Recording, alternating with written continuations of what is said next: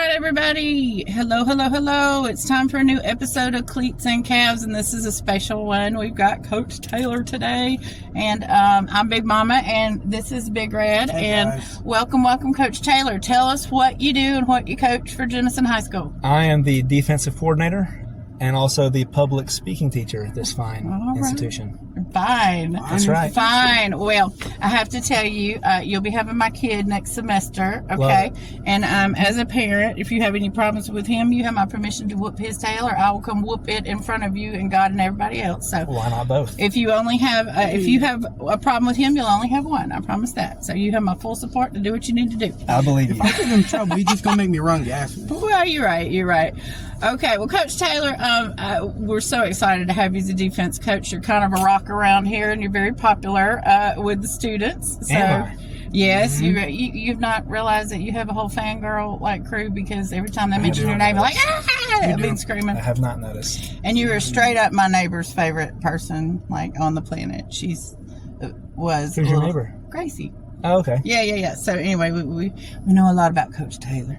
Okay, so but we did want to thank you for your service to the team, because I know last year was challenging. Last few years we've been on the struggle bus, but we about to kick that to the curb. That's right. So thank you for your service to the team. Now you're gonna have to help me though, because my dad was offensive coach. He played offense. Big Red plays defense. Big Red plays offense. I'm trying to learn more about defense. Yeah, Big Red's play some defense too now. Well, I got a question about that too. So I'm just making sure we get it straight. Yeah. We're going to clarify that, because I'm not real sure about what I'm supposed to be looking for. But I understand man-to-man. Okay. And I know that a 4-3 defense, maybe I'll call it something else, is, for the NFL. Coach Saban was always going off about the nickel. Please explain that to me. So What does that nickel means there's 5 defensive backs. So nickel's 5 cents. 5 backs. So Five those are the defensive ones backs. lined up right against from the O-line? That's right. the defensive line. That's okay. D-line. The D-backs. defensive are behind. backs are all the secondary guys that are in coverage. I know that word. Secondary. Okay. So you said about the 4-3. Yeah. So if you do the math to 11, that would give you 4 defensive backs. 4-3 is 4 defensive linemen and 3 linebackers. Okay, so the nickel is when you take out a linebacker and you put another defensive back in. Okay. All right. So you can play more coverage, which is the predominant defense now in football, is to play nickel most of the time. Is that kind of what we do, or we just... Yeah, like Houston Harris plays linebacker for us, but he also has some safety responsibilities as well. Okay. So that's kind of the idea, that you have one, on paper they still might be a linebacker in terms of where they're lined up, but they have the skill set of the defensive back, so you have more options in coverage. Okay. Country ball, you got to have a lot of skills, don't you? Got to play both sides, do this, that, be versatile. Okay, safety, that's that little lone fella back there in the back, right? Yep, all by himself sometimes, right? So what skills does safety need specifically? Speed? The number one is be able to tackle one-on-one in the open field. Okay, all right, yeah. Number 2 is ball skills, because they got a lot of ground to cover, and usually the receiver has a two-way go. Okay, so they've got to be able to track a ball in the air just like a wide receiver, or else, even in good coverage, they're going to end up getting beat sooner or later. Gotcha. Well, that makes sense. Hey, I skipped it. What? I know you played football in college. I did. Tell me about that, because it's pretty exciting. Well, played is maybe not the most accurate word. I practiced and I stood on the sidelines. But like scout team, practice team? Yes. Okay, that counts. I was on the team, but I'm clear in the air. Hey, service to the team. There's got to be people to practice with. I want to be honest with the audience. Okay. But I was a long snapper at Alabama. So in college, obviously punters, kickers, long snappers specialize when you get to that level. I was not big enough or fast enough to do anything else. If I was bigger, maybe I could have played on the line somewhere. If I was faster, maybe I could have done something else. But I ran like a big guy, but I'm not a big guy. So what year was that? A long snapper. My freshman year was 2010. Okay. Then I was actually cut from the team in 2011, and then came back and made the team again for 12, 13, and 14. So you were there with Saban. You met was. Okay. The old guy that's the referee that's been there for years Eddie. and years and years. How cool is he? Eddie's the man. Man, I just love He's the only the guy. videos of him. The only guy that Coach Saban couldn't intimidate and order around because That's Eddie great. just didn't care. Because he just didn't give a rip. Yeah, He probably he was 85 years old, and he had that's nothing all to he did was lose. come out there and ref practice. Oh man. Coach Saban didn't like when he made PI calls, and Eddie didn't care that he didn't like it. So Well, do you feel like Eddie did his job and served Eddie, the university for sure. well? Hey, Eddie's the man. I Eddie's untouchable. if you know Eddie, if we could get him in the track band, we would go to Tuscaloosa just to do that because he is like freaking amazing. Love it, love it, love it. Did you play somewhere else? Colorado? Something? No, What is that? I coached in college for a few years. I did not play anywhere else. Okay. Thought about transferring at one point when it became clear I was never going to be the starter. But then I kind of thought about, would it be worth it to transfer and play like 8 snaps a game as the long snapper? Or maybe I can be the backup and win another championship. Yeah. I've thought the math. So you have a ring. You have I a do, ring? yes. Can we see the ring? I know Sure, you don't well, have it, but will you bring it? Like, Sure, we can do that. yeah. Oh my God. I'm gonna, We're actually, I might let me pass think of out. the date, September 7th, September 6th. One of those, we're having a reunion for the 2014 SEC championship team. They do one for every time a 10-year anniversary comes around. And I think it's maybe the same day they're like naming the field after Saban or something. Oh, yeah. That is this. I know they're doing that this season. Yeah. It might be the same day. That is so cool. Well, I hope you're going to go and take the boys, right? Won't you get to I'm take not the taking boys? them, no. You're not going to take the They boys? don't like it. That's too much. Oh, too loud for them. Too little. We'll take them to, in November they always have like an 11 a.m. kick against an FCS team or something. We'll take them to that game because it's a little calmer. Calmer and quieter. Yeah, the last games that we went, me and Connor, we had a single mom. We couldn't afford the SEC games, of course. Monroe, Mercer, Right, like we were there. That's the games I grew up Look, we going were to. up there like the very top looking over watching the band sway, and I was like, oh my God, we're too high up here, but it's so much fun to do. So I know they'll love it. And congratulations to you that's 2 coaches at least that we've had that played at Alabama, because Coach Meadows as well. Right. But he was a long time before you were, Coach. So we're not going to tell him he's old. But he's a little older. Okay. What do we need to know about St. Clair coming up, and what did you see in your defense and in the team that encouraged you with the Jamboree at Lincoln? Because in the audience, we were like, oh man, this is great, until the rain happened, and then we were all wet. Sure, yeah. I was very wet too. I was not prepared. I thought we tackled well. That's always the first thing on defense.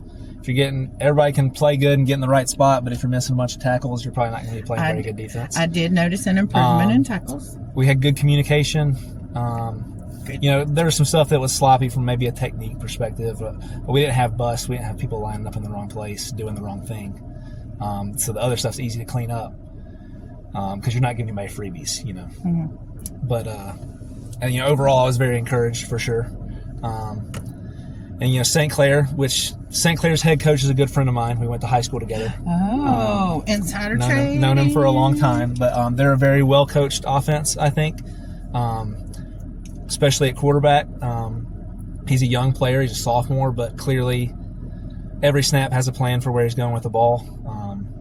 Doesn't get flustered. Knows how to get the ball out of his hands quick, that kind of thing. The offensive line's well coached. They don't just turn guys loose. You don't just see guys blowing through into the backfield untouched.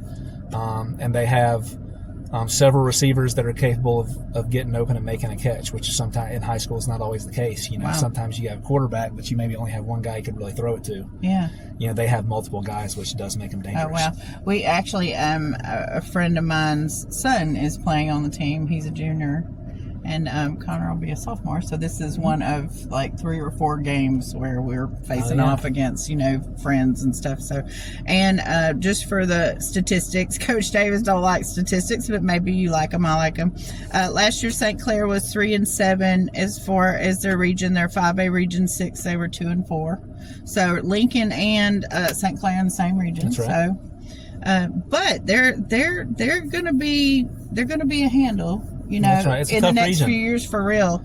My dad used to coach at Asheville years and years ago.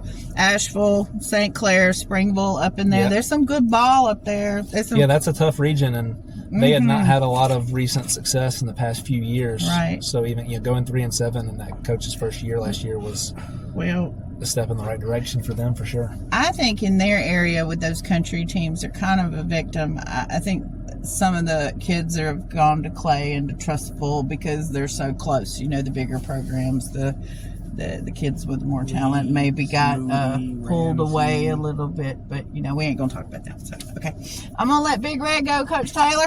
Right, What you got, Big Red? Question number 1. What is the main attribute you look for in a defensive lineman?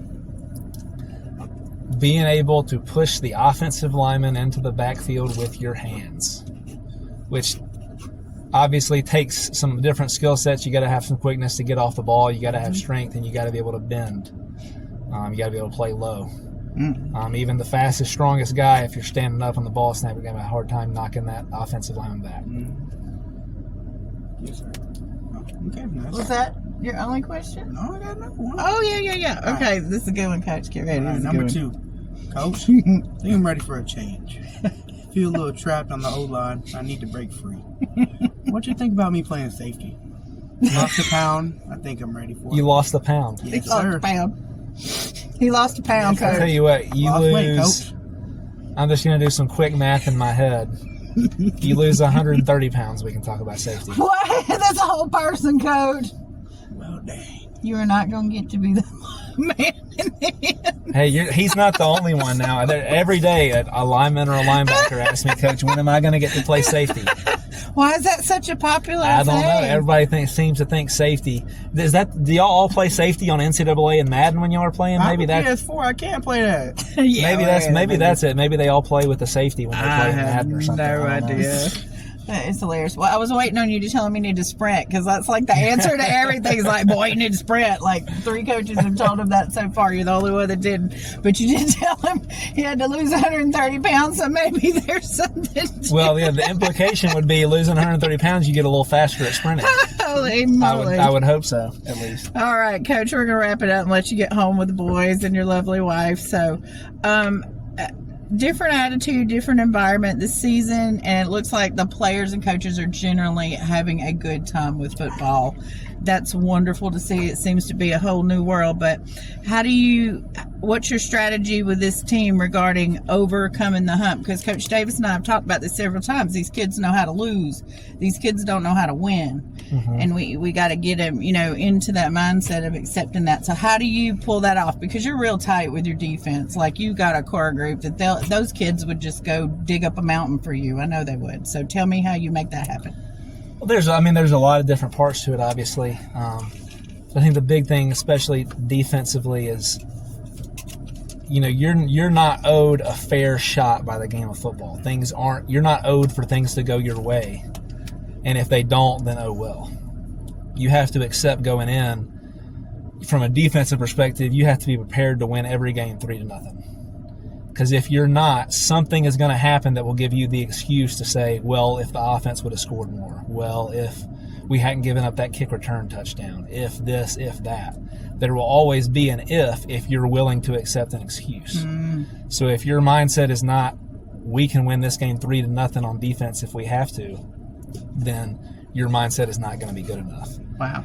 Because it's never going to happen to where all the penalties go your way, the ball bounces your way, et cetera, et cetera. It's never all going to line up. Mm-hmm. So if you're not prepared to overcome all the obstacles no matter what from the jump, then eventually you will decide, well, this one just wasn't in the cards for us.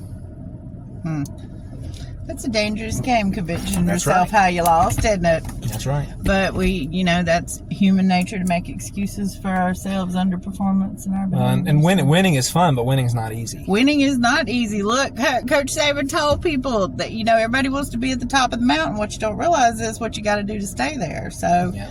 So I'm so excited for y'all. I just want to see everybody have fun, enjoy it, win some games. It's the best time of I'm year. excited for this year.